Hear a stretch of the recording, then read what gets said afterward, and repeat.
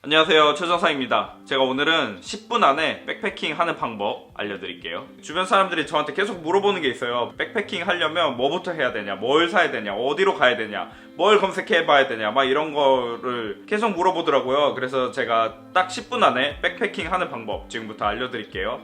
맨 첫 번째는 계획 세우기입니다. 사실 그 백패킹은 우리가 평소에 뭐 여행 가는 거랑 똑같아요. 저는 보통 산으로 가니까 제일 먼저 찾아보는 게 이 등산 코스예요. 주차장이 어디인지, 등산 코스가 어디서 시작하는지, 아니면 뭐 다른 사람들은 얼마나 걸리는지, 뭐 그런 거를 미리 인터넷으로 찾아보고요. 두 번째로는 이제 박지 선정하기예요. 어디 가서 잘지. 이런 거는 이제 저는 보통 그 네이버 지도를 위성 사진 모드로 바꿔서 산 정상이나 아니면 산 중간에 있는 헬기장 같은 걸 미리 확인하고 가거든요. 보통 이 유명한 백패킹 장소들은 대부분 그 네이버 블로그나 인스타그램에 후기가 많이 있어요. 그런 사진들을 잘 찾아보면 이 사람들이 어디서 잤구나, 대략 어디쯤에 텐트를 칠 수 있겠구나 하는 것들을 미리 알아볼 수 있습니다. 두 번째는 장비 선택하기인데요. 이 백패킹 장비는 시즌이나 뭐 날씨에 따라서 엄청 다양하고 달라지거든요. 특히 그 겨울에는 나머지 3계절 장비랑 완전히 다른 것들이 필요해요. 왜냐하면 엄청 추우니까. 그래서 처음부터 그 모든 장비를 다 사서 다니긴 진짜 힘들잖아요. 그래서 제가 추천드리는 방법은 그 백패킹 장비 대여 서비스가 있어요. 네이버에다가 그 백패킹 장비 대여라고 치면 여러 업체가 나오는데요. 보통 그 결제를 하면 택배로 그 백패킹 할 수 있는 풀세트를 다 보내줘요. 그래서 백패킹 하고 나중에 다시 택배로 붙이면 되는 그런 서비스인데, 이걸 먼저 해보는 걸 추천드리고요. 만약에 내가 그 장비를 사기로 결정했다 그러면 무조건 1번은 텐트, 2번이 침낭이랑 매트, 3번이 가방, 이 순서대로 구입하셔야 돼요. 이렇게 해야 내가 이 가방을 뭘로 채울지가 아니라 내가 필요한 물건만 가방에 담아갈 수 있는 백패킹을 할 수 있거든요. 백패커들을 가장 괴롭히는 게 뭐냐면 이 혹시나병입니다.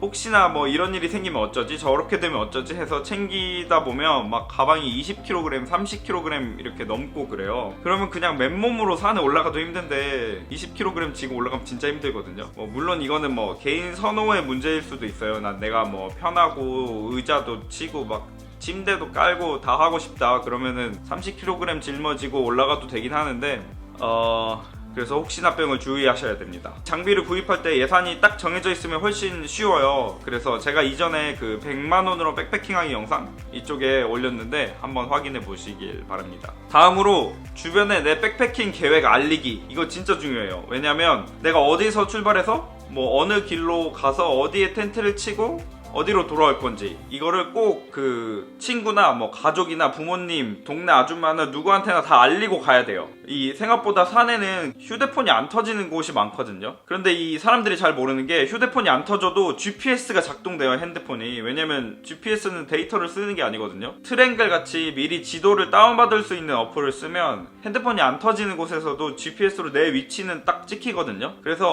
뭐 LTE나 5G가 안 터져도 내 위치를 알 수 있는 이런 어플을 꼭 다운받아 가셔야 되고, 더 좋은 건 이제 종이 지도도 가져가는 건데 요즘에 종이 지도가 잘 없죠.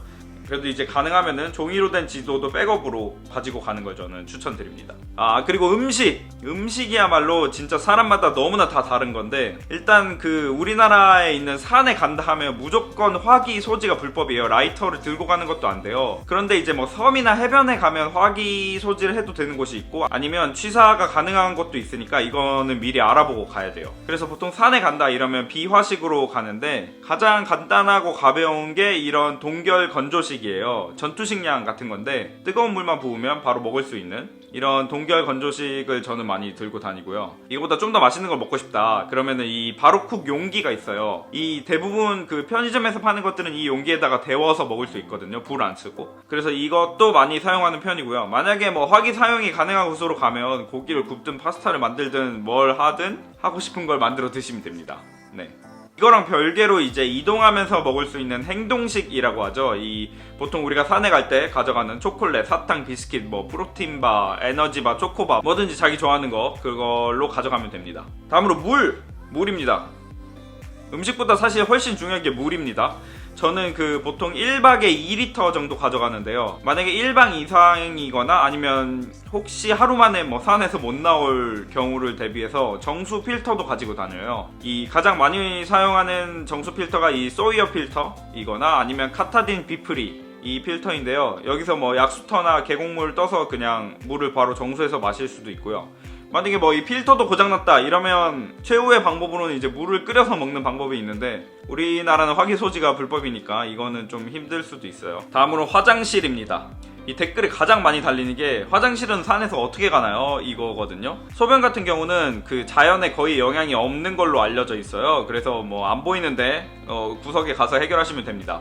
문제는 이 큰 건데요. lnt.org에 가면 자세하게 설명이 나와 있어요. 근데 이게 영어로 돼 있더라고요. 그래서 제가 또 열심히 읽어봤습니다. 보니까 첫 번째는 화장실이 있는 경우에 화장실을 이용하래요. 당연한 거죠. 뭐 어떤 장소, 어떤 곳들은 관리되는 화장실이 있는 경우가 있어요. 그러면 당연히 화장실을 사용하면 되고, 화장실이 없는 경우에는 응가맨이라고 응고제가 들어있는 휴대용 변기가 있어요. 응가맨에다가 해결하고 가지고 내려와서 일반 쓰레기로 처리하는 방법이 있고요. 만약에 이것도 없다 그러면 계곡이나 등산로에서 60m 이상 떨어진 데다가 30cm 이상 땅을 파고 볼일을 보라고 해요. 이때도 그 휴지나 물티슈는 꼭 챙겨서 나와야 됩니다. 그래서 일반 쓰레기에다가 버리면 되고요. 네, 다시 요약하자면 첫 번째가 계획 세우기, 두 번째 장비 선택하기, 세 번째 주변 내내 백패킹 계획 알리기, 네 번째 음식, 다섯 번째 물, 여섯 번째 화장실. 네, 이렇게 하면 지금 10분 지났는지 모르겠는데 제가 빨리 말한다고 했거든요. 아직 10분 안 지난 것 같은데, 네, 이렇게 하면 백패킹을 할 수 있습니다. 혹시 백패킹을 준비하거나 뭐 장비를 사거나 하면서 궁금한 점이 있으시면 밑에 댓글로 남겨주시면 제가 친절하게 답변해 드릴 거고요. 오늘도 시청해 주셔서 감사합니다. 다음에 다른 백패킹 영상으로 올게요. 안녕.